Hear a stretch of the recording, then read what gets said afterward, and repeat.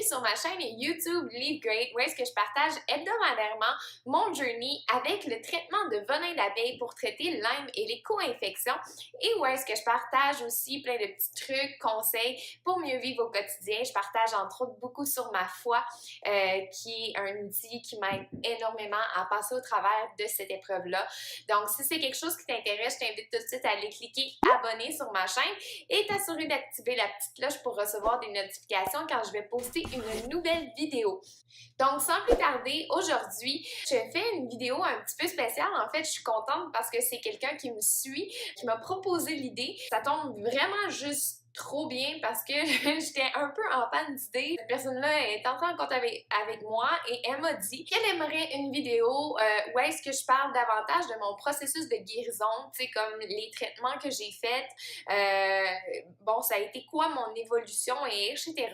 J'ai trouvé ça vraiment pertinent. C'est vrai que j'en ai pas tant parlé, oui, je parle des traitements, mais j'ai pas parlé vraiment de mon histoire qui, jusqu'à ce jour, dans le fond, qui fait en sorte que je fonctionne relativement bien maintenant. Mais avant de commencer à parler du processus de guérison en soi, je me suis dit que ce serait important que je vous parle d'abord de mes symptômes à moi, étant donné que je veux vraiment parler aussi de mes réactions HERX et etc. que j'ai expérimentées pendant la guérison.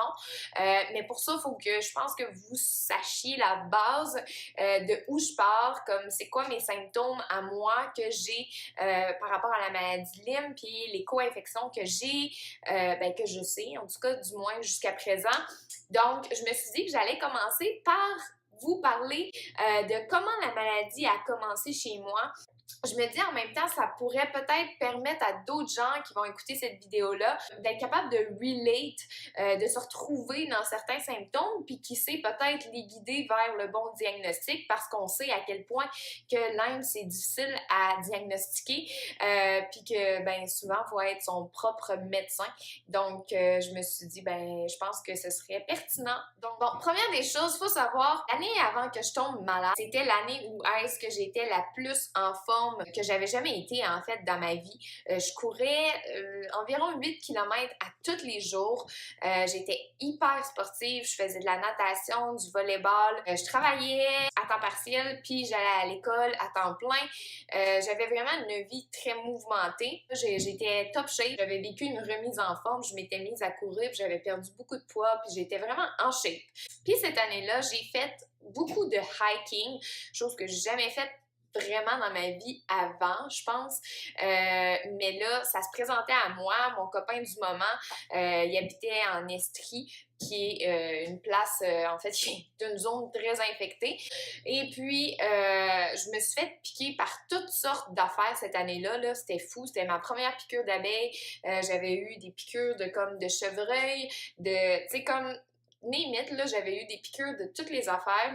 Mais bon, je connaissais pas Lyme, fait que j'ai aucune espèce d'idée si j'ai eu l'érythème migrant ou quoi que ce soit, mais je me souviens de piqûres très pas belles, comme qui avaient de l'air infectées quasiment, puis qui étaient dures, qui étaient rouges, qui étaient pas belles. Puis ma vie, elle a continué, je me suis pas arrêtée à ça. C'est sûr que quand j'en voyais des un peu bizarres, j'étais comme c'est un peu bizarre. Je m'inquiétais, mais on me disait, ben, c'est une piqûre, ça va passer, blablabla. Fait que ma vie a continué. Et finalement, la dernière fois que j'ai fait du hiking, c'était en 2011, en octobre 2011. Fait que je sais pas si c'est à ce moment-là ou pendant l'été que j'ai été piquée. Mais 3 mois après ça, j'ai, dans le fond, commencé à avoir mes premiers symptômes. La première chose qui m'a déstabilisée, ça a été vraiment mineur. Pourtant, là, c'était une infection de l'oreille externe. Donc, c'est pas une infection de l'oreille interne, c'est pas une otite, là, une otite traditionnelle, là, qui fait vraiment mal, que c'est en dedans de l'oreille et tout. C'était une otite à la surface. Donc, une otite du baigneur qui appelait. Fait que c'était pas profond pourtant, c'était juste que mon tuyau était irrité. Puis ça m'a déstabilisée. Je comprends juste pas encore ça. Ben, je le comprends maintenant, mais ça a été la première chose qui m'a comme déstabilisée. Mon médecin m'a donné des gouttes à mettre dans mon oreille, des gouttes antibiotiques. J'ai eu cette infection-là, puis après ça, les premiers symptômes que j'ai eus, c'est que je me sentais vraiment de plus en plus faible. Puis pourtant, c'est juste une petite infection mineur, là, ça serait pas supposé de me causer des étourdissements, puis de la faiblesse, puis etc. Mais je commençais à être étourdie, à comme me sentir pas super bien en équilibre, comme constamment. En fait, là, j'étais tout le temps un peu shaky, je sais pas comment l'expliquer, mais genre tout était un peu instable, je me sentais faible. Fait que ça, c'était comme les premiers symptômes que j'ai expérimentés, puis je mettais ça sur la faute du liquide que je mettais dans mes oreilles pour traiter mon oreille. Je me disais, bon, l'équilibre, c'est dans les oreilles, etc., ça part de là. Fait que sûrement que c'est ça. Fait que ma vie a continué. Puis là, je me sentais de plus en plus faible dans la vie de tous les jours. J'avais l'impression que je récupérais comme pas bien de cette petite infection-là. Chose que je comprenais pas, mais je me posais pas plus de questions qu'il fallait parce que il y avait pas de questions vraiment à se poser, là, selon les médecins. Fait que j'ai continué, puis en avril, j'ai attrapé une infection des sinus, puis on m'a donné des antibiotiques. C'est là que là, ça a commencé à dégringoler, ça allait pas. Le premier antibiotique qu'on m'a donné, c'était de l'amoxicilline, puis je suis allergique, je le savais pas encore. Fait que j'ai pris de l'amoxicilline, j'ai fait un rash, fait que ça a fait en sorte qu'ils m'ont arrêté, ils m'ont donné Biaxin. Biaxin m'a amené en enfer. C'est vraiment ça, là. J'ai pris Biaxin et là, mon monde s'est écroulé un petit peu. Pas encore complètement, mais un petit peu. J'étais plus capable, en fait, pendant 10 jours de temps sur ces antibiotiques-là, de me lever parce que j'étais étourdie à un point tel que juste tout bougeait, là. Ça spinait tout le temps. J'avais le mot de cœur, j'avais l'impression que j'allais juste vomir. Je savais juste pas comment j'allais faire pour passer au travers de ces antibiotiques-là. Mais j'ai continué parce que le médecin me dit on vient de te changer à cause que tu as fait une réaction allergique, fait que tu n'as pas le choix de continuer jusqu'à la fin. Et je l'ai faite. Puis à partir de ce moment-là, j'ai commencé à vraiment pas bien aller. Là, mon système était vraiment affaibli. J'ai récupéré de cette sinusite-là, dans le sens que ma sinusite a assez tassé, sauf que j'ai pas récupéré mon équilibre. J'ai continué à avoir des étourdissements constamment, maintenant des vertiges. Dans ce temps-là, je faisais mon bac en enseignement au primaire, puis j'étais en stage. Et pendant le stage, là, des fois, j'enseignais, je parlais aux enfants, puis là, j'avais comme l'impression qu'il y avait quelqu'un qui venait à côté de moi puis qui me poussait tellement que mes vertiges étaient forts. À ce moment-là, quand j'avais ces secousses-là, ben là, mes jambes, c'est comme s'ils lâchaient, j'avais plus de force dans mes jambes, je pouvais comme perdre connaissance, on aurait dit, mais je perdais pas de connaissance. Je me mettais à avoir des flashs dans ma vision, des grosses bouffées de chaleur, à juste vraiment comme perdre tout le... J'en parle, puis ça me donne des frissons tellement que c'était intense. Puis ça arrivait plusieurs fois par jour, ça. Puis c'est là que j'ai commencé à me poser des questions. J'étais comme, il y a quelque chose qui se passe de pas normal dans mon système. Puis là, c'est ça.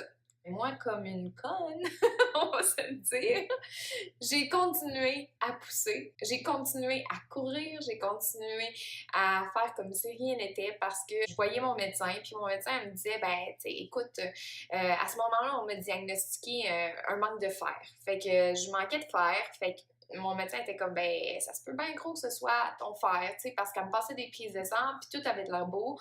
Fait qu'elle comprenait pas trop, mais elle était comme, ben, peut-être c'est ton manque de fer qui te fait te sentir étourdi puis avoir des faiblesses. Fait que j'ai pris des suppléments de fer. Mais ça rentrait pas dans l'ordre. Je continuais à avoir ces symptômes-là vraiment invalidants. J'essayais de continuer à faire mon stage, puis etc., mais j'ai manqué beaucoup d'après-midi. J'ai manqué... je l'ai difficilement fait. Je sais même pas comment j'ai fait pour passer au travers.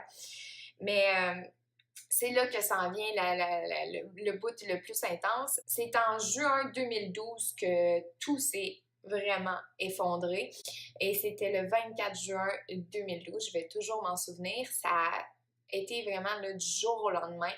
Le 23, au Québec, on fête la fête nationale de la Saint-Jean-Baptiste. Puis le 23, je me souviens, j'avais été avec mon copain du moment à un feu de camp, puis tout ça, célébré avec des amis.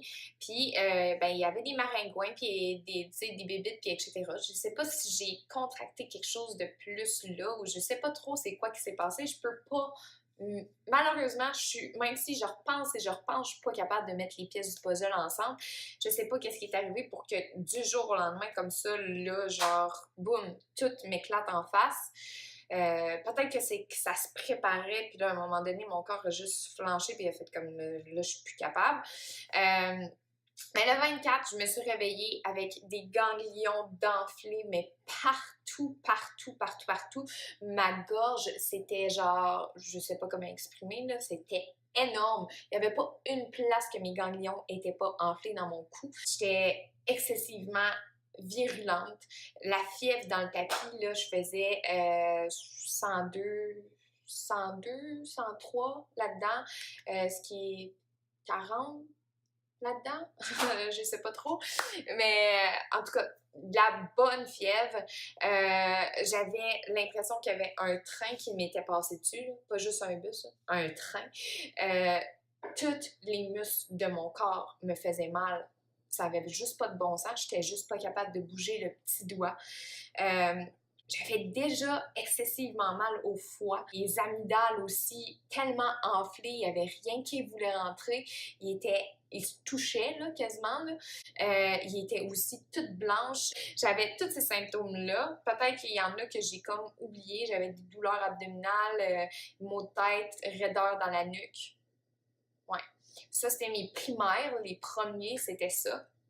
Et là, quand que j'allais à l'hôpital, ben là, on me disait, ben, t'as rien, c'est un virus, ça va passer, retourne chez vous, blablabla, des affaires de même.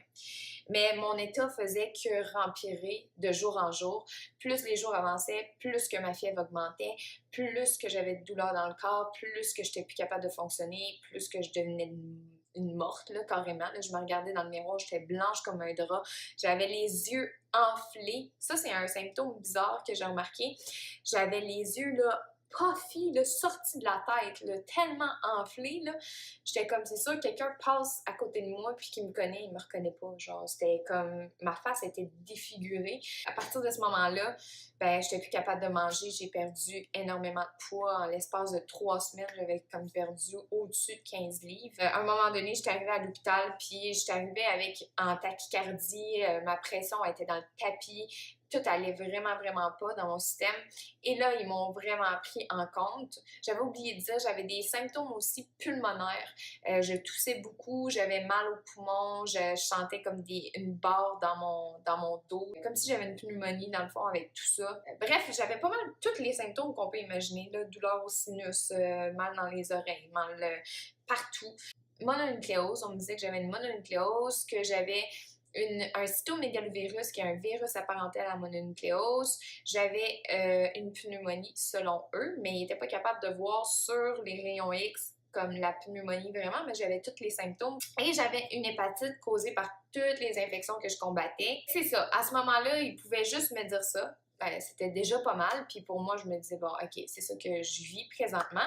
Mais moi, la chose qui marchait pas dans ma tête, c'est que je me disais, pourquoi que du jour au lendemain, moi qui étais top shape, qui courait, etc., que sa vie allait bien, et puis du jour au lendemain, j'attrape toutes ces infections-là.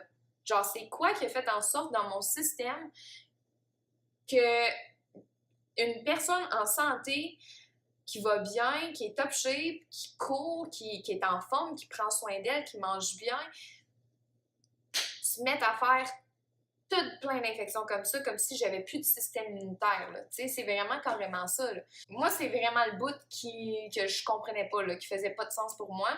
Mais les médecins, ils se sont pas posé plus de questions que ça. Mon médecin était comme genre, c'est vraiment bizarre, t'es vraiment, vraiment, vraiment malchanceuse.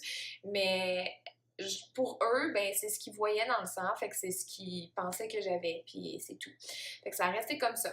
Mais là, dans le fond, là, c'est 3 mois qui se sont écoulés à avoir tous ces symptômes-là, que bon, pendant un certain temps, ils faisaient que se rempirer. Mais ça s'est calmé quand ils m'ont donné des antibiotiques pour ma pneumonie. Je dormais excessivement pas beaucoup. On s'entend que le remède pour une mononucléose, c'est de dormir, généralement. Puis je dormais 4-5 heures par nuit à cause que j'étais tellement en douleur, tellement en souffrance, tellement en fièvre, et etc. Fait que j'ai réussi quand même à en sortir après 3 mois. J'ai commencé à voir un peu la lumière du jour. J'avais l'impression que mes symptômes se tassaient et tout. Je me sentais moins virulente en tout cas. Fait que là, à ce moment-là, j'avais espoir. J'étais comme, OK, après 3 mois, ça fait quand même 3 mois que genre j'ai été malade intense, mais là, mon corps récupère puis ça va finir par aller dans le bon sens. Fait que je laissais les choses passer puis etc. Je sentais pas que je revenais dans ma force, dans ma forme que j'avais avant. Je comprends que ça peut prendre quelques mois avant qu'on voit une amélioration, mais je sentais pas que ça s'en allait tant dans le mieux que ça. C'est comme, je sentais que les infections se dissipaient, mais que je restais avec une fragilité, une faiblesse, une fatigue, des étourdissements. Mais bon, moi qui est bornée, quand que moi j'étais vraiment accro à la course dans ce temps-là, fait que tout ce que je désirais, c'était juste de recommencer la course.